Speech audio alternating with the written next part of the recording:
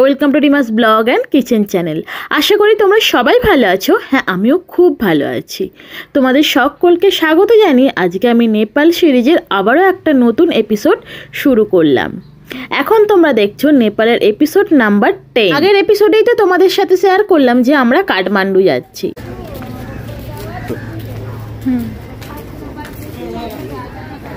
এখন কটা বাজে?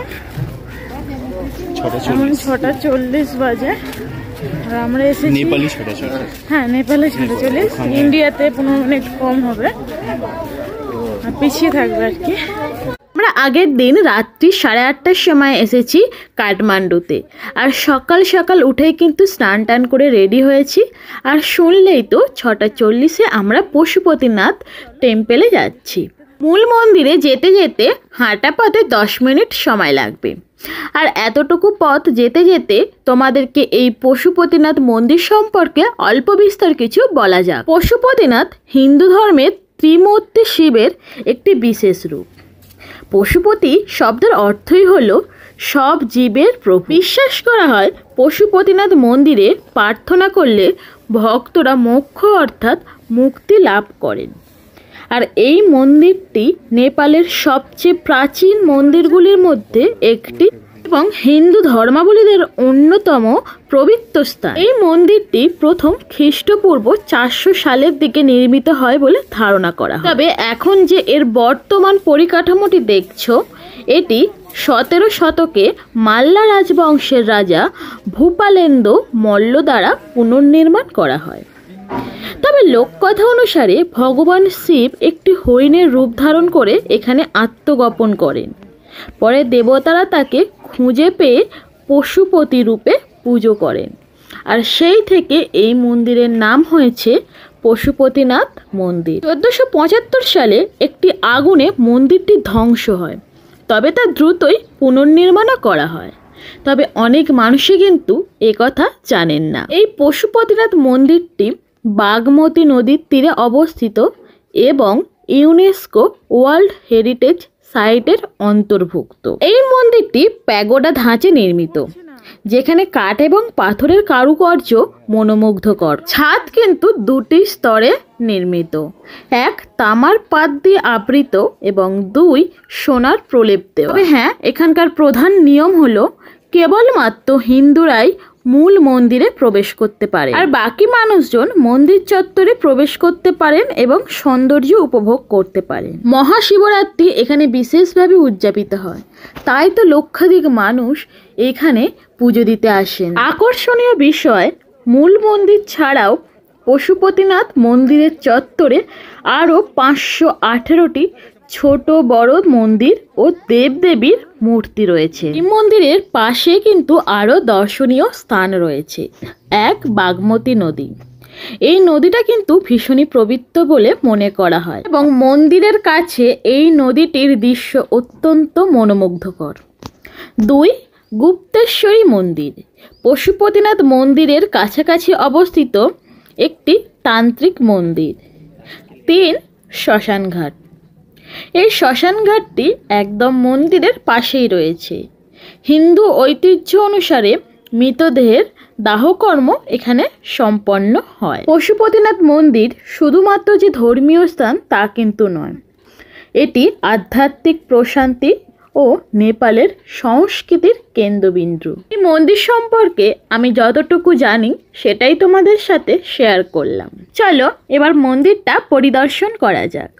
তবে হ্যাঁ, প্রথমেই বলে রাখি, একদম সকালে মানে 6:40-এ আমি আর আমার হাজব্যান্ড দুজনে মিলে মন্দিরটা পরিদর্শন করতে আসি। তখন আর মূল মন্দিরে প্রবেশ করিনি, তার কারণ আমরা 10টার সময় আবারও সকলে মিলে আসবো, তাই জন্য। তবে আমরা 2বার এসেছি, মন্দিরের দুপাশটা ভালো করে ঘুরেছি। তোমাদেরকেও সেই সমস্ত মন্দির চত্বরটা ঘুরে দেখাচ্ছি।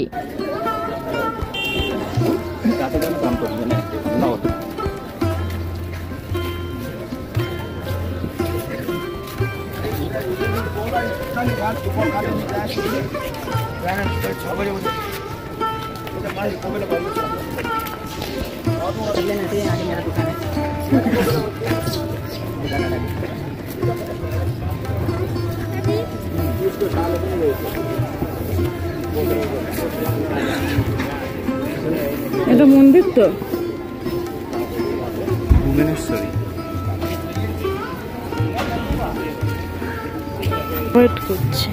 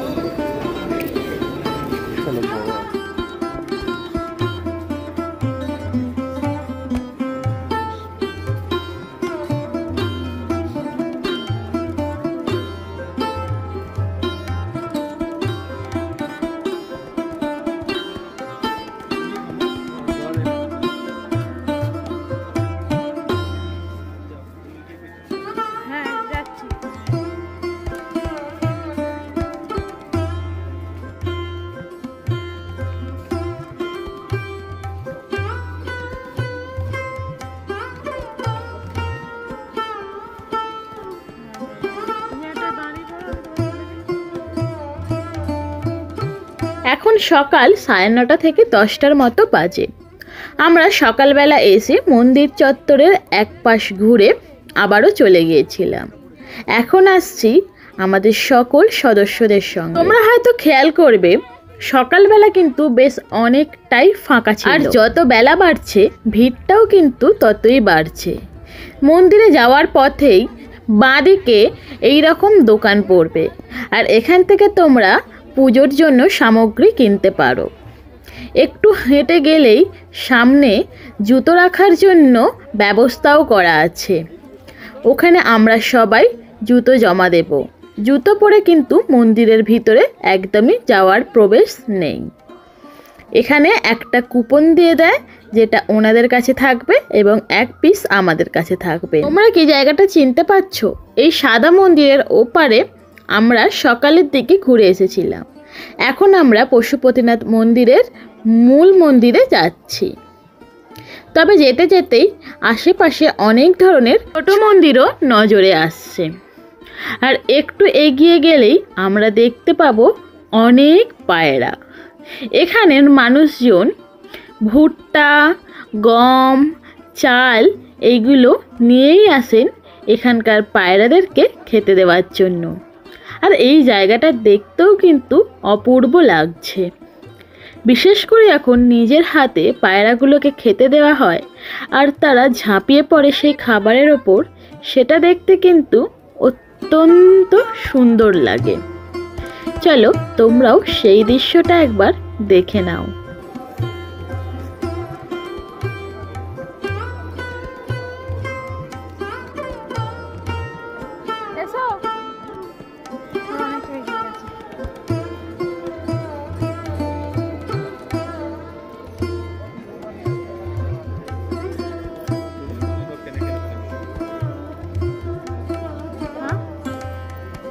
আমরা এখন পশুপতিনাথ মন্দিরের মূল মন্দিরের কাছাকাছি চলে এসেছি, আর এই জায়গার পর থেকে কিন্তু একদমই ক্যামেরা অ্যালাউ নেই, তাই এইখানে চারপাশটা তোমাদের সাথে শেয়ার করব। ভিতরে আর যেতে পারলাম না। এই মন্দিরের প্রবেশদ্বারটা তোমাদেরকে আমি ভালো করে দেখাচ্ছি, আর সবাই আমার সাথে একবার বলো হর হর মহাদেব।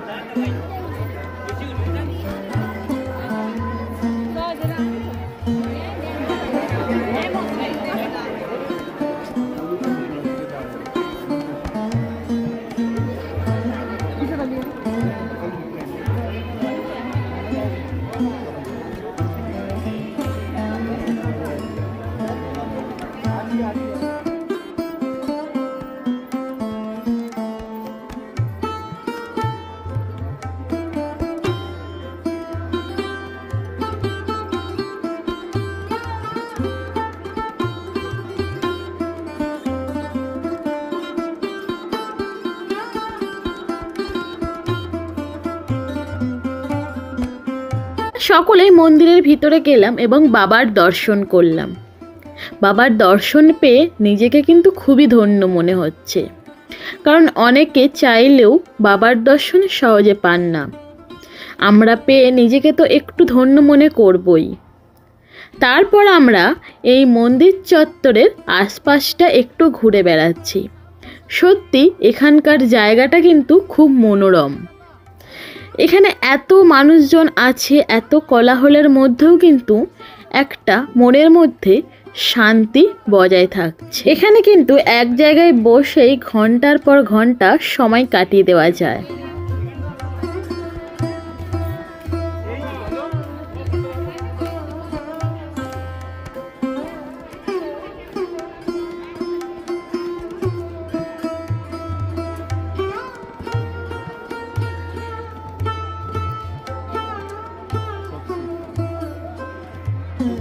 আচ্ছা, তোমরা নিজেরাই বলো তো জায়গাটা কতটা ভালো লাগছে তোমাদের। আমি জানি তোমাদেরও খুব ভালো লাগছে, আর তোমরা এত দূর থেকে দেখছো, তোমাদের ভালো লাগছে। তাহলে ভাবো আমরা ওখানে যে সময়টা কাটিয়েছি সেই মুহূর্তটা কতটা সুন্দর ছিল। আজকের কিন্তু ভিডিওটা একদমই শেষের দিকে, বলতে পারো শেষ হয়ে গেল বলে। তো কাঠমান্ডুর এই পশুপতিনাথ মন্দিরটা তোমাদের কেমন লাগলো আমাকে কিন্তু অবশ্যই কমেন্ট করে জানাবে। আর যে সকল বন্ধুরা আমার পরিবারে নতুন আসছো তাদের কাছে একটাই অনুরোধ, চ্যানেলটা সাবস্ক্রাইব করে পাশে থাকা বেল আইকনটা ক্লিক করে দাও, যাতে পরবর্তী নতুন নতুন ভিডিও সবার আগে তোমাদের কাছে পৌঁছে যায়। আজকের ভিডিওটা ভালো লাগলে অবশ্যই কিন্তু লাইক, কমেন্ট, শেয়ার করো। তাহলে দেখা হচ্ছে পরবর্তী ভিডিওতে। ততক্ষণ ভালো থেকো, সুস্থ থেকো, সাবধানে থেকো। তাহলে দেখা হচ্ছে পরবর্তী ভিডিওতে। Tata, bye bye.